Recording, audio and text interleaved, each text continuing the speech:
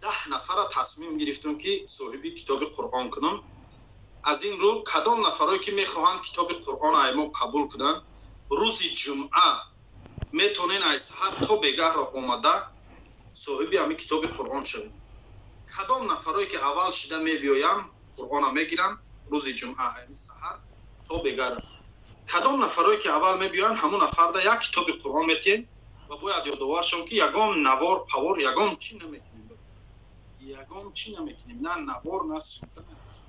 هم تو میبیایی کتاب قرآن خواهی میگیری، مثال یگان چی میخری خیر نمیخری همین کتاب قرآن خواهی گیر را.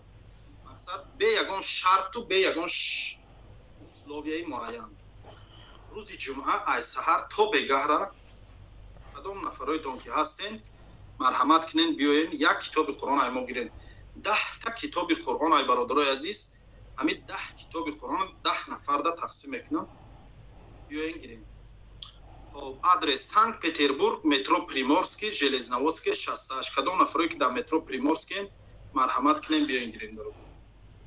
و امیدواریم برادرای عزیز که کتابای قرآن که ما میگیرین میکشوین میخونین در ماه شریف رمضان حداقل تلاوت میکنین و برای گذشته های من، گذشته های تمام برادرایی که در افیر ما قرارن و گذشته های آن نفرایی که در این کارهای خیر ما رسانم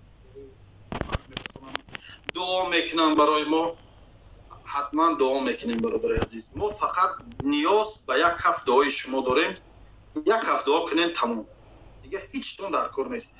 نه پادپیساتتون در کاره، نه لایکتون در کاره، نه دیگه چی و دیگه چی و دیگه چی. فقط همین کدام نفری که میخواه گرفتن روز جمعه و بر وقتی بیای گیرن. فهمیدین برادر عزیز؟ تمام. این خیلی نمیشه که اسماعیل ما در مسکو چه خیره میدیم. با برادر جانایی که در مسکو و در دیگر جا قرار دارن دعا کنین الله نازنین همت بنا زیاده گردونه. ان شاء الله با یگان وقت دیگه شما دم روان میکنیم. ان شاء الله. نه روز جمعه برادر جان، روز جمعه خوبش من برای که پگای ادو کارهای مشکلی و خودم قطعیم در کارخانه نیستم. روز جمعه در همه جا روز جمعه میتونین اومده گرفته رفتن.